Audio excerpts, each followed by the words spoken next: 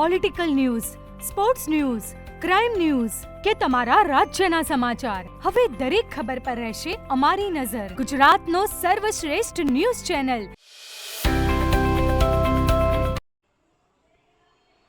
ચાણસ્મા કોર્ટમાં ફરજ બજાવતા વકીલ અરવિંદભાઈ દરજીની બાર એસોસિએશનના પ્રમુખ તરીકે બિનહરીફ વરણી કરવામાં આવી હતી, જેને લઈ ચાણસ્માના લાલજીદાસ લક્ષ્મીદાસ સદાવત ટ્રસ્ટના ટ્રસ્ટીઓ દ્વારા તેમનું સાલ ઓઢાડી સન્માન કરવામાં આવ્યું હતું.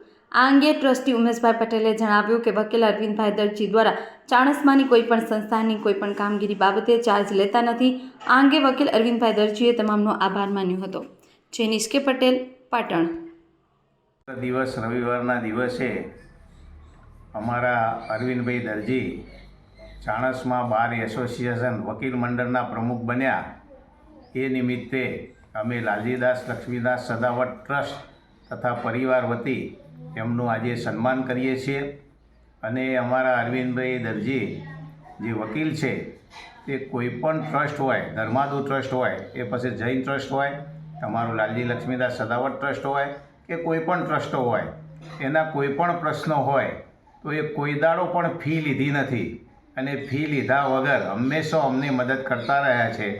એટલે અમારી ફરજ છે કે તેઓ ચાણસ્મા એસોસિએશનમાં પ્રમુખ બન્યા વકીલ મંડળમાં, તો અમે એમનું આજે સાલ ઓઢાડી અને અમે બધા ટ્રસ્ટીઓ એમનું સન્માન કરીએ છીએ અને આશીર્વાદ આપીએ છીએ બધા કે અરવિંદભાઈ દિન પ્રતિદિન એમની પ્રગતિ કરે અને આવી સેવાકીય પ્રવૃત્તિઓ કરતા રહે એવા ગોગા મહારાજના ખૂબ ખૂબ આશીર્વાદ.